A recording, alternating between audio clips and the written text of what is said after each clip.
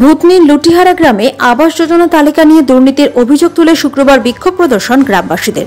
দক্ষিণ চণ্ডীপুর পঞ্চায়েতের প্রাক্তন পঞ্চায়েত সদস্যের পরিবারের 12 জন সদস্যের নাম তালিকায়, এমনকি গ্রামে আর কোনো পরিবারের নাম নেই তালিকায়। পাশাপাশি তালিকায় নাম অন্তর্ভুক্ত করতে গ্রামবাসীদের কাছ থেকে টাকা নেওয়ার অভিযোগ উঠেছে প্রাক্তন পঞ্চায়েত সদস্যের স্বামী আবির আলীর বিরুদ্ধে। এই ঘটনার পরিপ্রেক্ষিতে লিখিত অভিযোগ জেলা ও ব্লক প্রশাসনের কাছে, যদিও অভিযোগ ভিত্তিহীন দাবি আবির আলীর। মালদহের জেলা শাসক ও মানিকচকের বিডিওকে লিখিত অভিযোগ খতিয়ে দেখার আশ্বাস জেলা শাসকের। ভূতনির দক্ষিণ চণ্ডীপুর পঞ্চায়েতের সুখদেবটোলা বুথের অন্তর্গত লুটিহারা গ্রাম। প্রায় 400 পরিবারের বসবাস গ্রামে, যাদের মধ্যে বেশিরভাগই বাড়ি কাঁচা, কেউ বা দিনমজুর নয়তো ভিন রাজ্যের শ্রমিক হিসেবে কাজ করেন। এই বছরের আবাস যোজনার তালিকায় নাম আসলে পাকা করবেন বলে আশা করেছিলেন অনেকেই, কিন্তু তালিকা প্রকাশ হতে দেখা যায় গ্রামের প্রাক্তন পঞ্চায়েত সদস্য অদরি বিবির পরিবারের সদস্যদের নাম ছাড়া গ্রামের কোনো পরিবারের নাম নেই তালিকায়, যা দেখে রীতিমতো ক্ষিপ্ত হয়ে ওঠেন তারা। স্থানীয় গৃহবধূ মমতাজ বেগম বলেন, বিগত কিছুদিন আগে বন্যার দুর্যোগ কাটিয়ে কুড়ে ঘরে ফিরেছি আমরা। ভেবেছিলাম আবাস যোজনার টাকা আসলে কুড়ে ঘর ভেঙে পাকা বাড়ি দেব। বিগত দিনে আমার বাড়ি 3 বার দেখে গেছেন আধিকারিকরা, কিন্তু তা সত্ত্বেও নাম নেই তালিকায়। নাম তুলতে প্রাক্তন পঞ্চায়েত সদস্যের স্বামী আবির আলীকে টাকাও দিয়েছিলাম, তারপরেও নাম নেই তালিকায়। তাই আমরা এই দিন বিক্ষোভ দেখিয়েছি। গ্রামের বন্যায় ক্ষতিগ্রস্ত ও দরিদ্র পরিবারগুলির নাম তালিকায় না থাকায় স্থানীয় বাসিন্দা দানিশ আলী মালদহের জেলাশাসক বিডিওর কাছে লিখিত অভিযোগও করেছেন।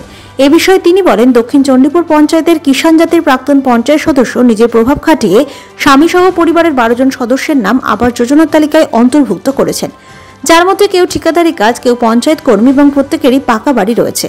গ্রামের বিভিন্ন পরিবারের কাছে বাড়ির নামে টাকা তুলেছে সে। যদিও আবির আলী পাকা বাড়ির কথা স্বীকার করলেও তার বিরুদ্ধে ওঠা দুর্নীতি বা স্বজন পোষণের অভিযোগ মিথ্যে বলে দাবি করেছেন। তিনি বলেন, বিগত কয়েক বছর আগে বাড়িগুলি সার্ভে করে তালিকা তৈরি করা হয়েছে। সেই সময় তাদের কাঁচা বাড়ি ছিল, এখন হয়তো তারা পাকা করেছে। আমি বাড়ির নামে কারো কাছ থেকে টাকা নিইনি। থাকতে সত্ত্বেও আমরা ঘর পেলাম না কেন? প্রধান, তুমি জবাব দাও। গতবারের এক্স মেম্বার তুমি মানুষের কাছে টাকা নিয়ে লউ ছাউ করছে কেন? মেম্বার, তুমি জবাব দাও। মেম্বার থাকার সত্ত্বেও বাড়িতে 3 খানা আইডি আছে কেন? মেম্বার, তুমি জবাব দাও। বিক্ষোভ কেন দেখালেন? আমরা ঘর পাচ্ছি না স্যার, আমরা ঘর পাওয়ার যোগ্যতা হয়ে ঘর পাচ্ছি না। আমাকে পুরো ঘর আছে, আমরাকে ঘর দিব বলে দিচ্ছে না। ইনকোয়ারি করে যাচ্ছে, তাও ঘরটা দিচ্ছে না। আমাকে 3 বার করে ইনকোয়ারি করে গেল, তাও ঘরটা দিচ্ছে। আমরা কি স্যার ঘরটা পাওয়ার যোগ্য নেই? ওটাই বলছিলাম স্যার, যে আমরা ঘরটা, আমাকে যাকে পাকা বাড়ি আছে তারা ঘর পাচ্ছে, ছাদবালা বাড়ি আছে তারা ঘর পাচ্ছে, আমরাকে ফুসের বাড়ি তাও আমাকে ঘর পাচ্ছে না। আমরা কি যোগ্যতা নাই স্যার? পেয়েছে মেম্বার প্রধানেরা পেয়েছে, আমরা পাইনি। আমাকে ইনকোয়ারি করে যাচ্ছে, টাকা নিচ্ছে, তাও আমাদেরকে ঘরটা দিচ্ছে না। করছে তোমাকে নেম এসেছে, নাম এবার আসবে, ইনকোয়ারি করে কাগজপত্র সব নিয়ে যেও ঘর দিচ্ছে না স্যার। নাম নেই স্যার, ছিল এখন নেই। ও তো কেটে দিচ্ছে, রিজেক্ট দেখাচ্ছে, বলছে মানে আমার আধার কার্ড ভরে ছবি সব নিয়ে যে বলছে ঘর এদিন তোমার ইনকোয়ারি করতে আসবে, আসছে না। আমার বাড়ি খুশের স্যার। আচ্ছা, আমার ঘরের উপরে টিনের ছাউলি দেওয়া আছে, আমার ঘর খুশের আছে, আমার ভেঙে পড়ছে এখানটায় ঘর আছে। মেম্বার প্রধানের কি পাকার বাড়ি, আমরা ছাদবালা বাড়ি, ছাদবালা বাড়ি থেকে এখানে ঘর দেখাচ্ছে, এখানে ই করছে। আমরা জানাবো স্যার। করছি স্যার, আমাদের কাছে টাকা নিয়েছে, আমরা 5000 টাকা দিয়েছি, তাও আমাদের নাম আসছে না। কিন্তু আমাদেরকে বলেছে যে আপনাদের নাম এসছে, তা আমাদের নাম কেটে দিয়েছে। ঘরের টাকা দিয়েছে, আবুকে দিয়েছে। মেম্বার এক্স মেম্বার ছিল সুখদেবটোলা বুথের। আমাদের নাম কেটে দিয়েছে ওই আবির আলী।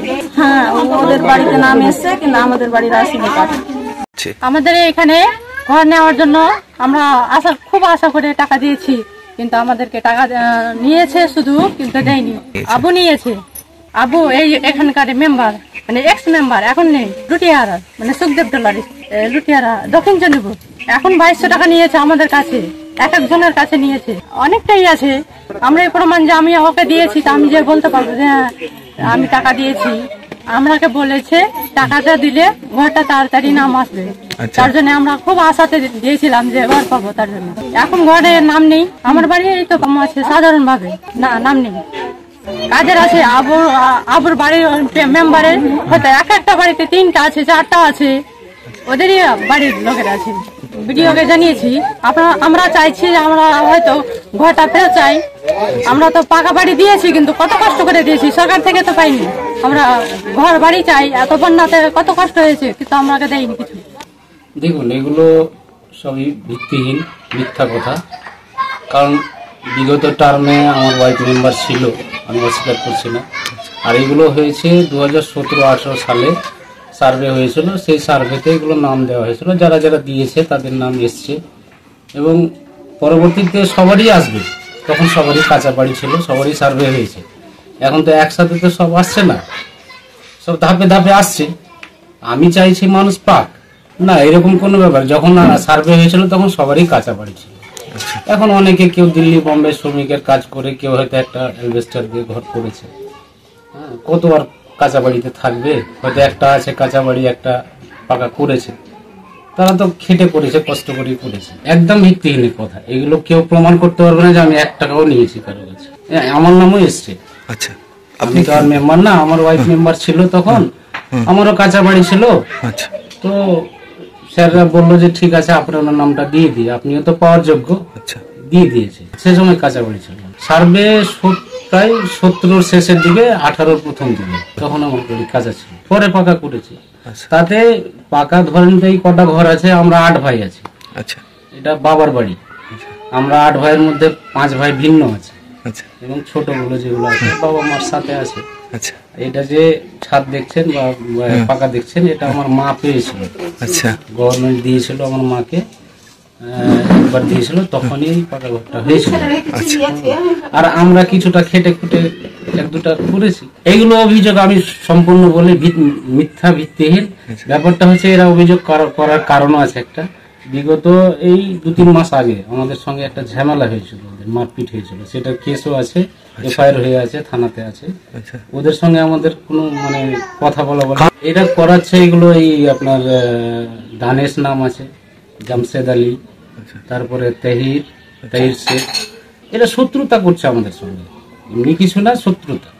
মানে আমাদেরকে সবসময় আমাদের মিথ্যা ফাঁসানোর জন্য উপবাদ। আমাদের গ্রামবাসীর এটাই অভিযোগ। আমি সবার মুখের মারফতে শুনতে পেলাম কি সবার কাছে টাকা নিয়েছে। আমাদের এখানকার এক্স মেম্বার আবু আলী সবার কাছ থেকে টাকা নিয়েছে, কার কাছে 2000, কার কাছে 2500, কিন্তু ওদের নাম না এসে নিজের আত্মীয়র সবার নাম এসছে।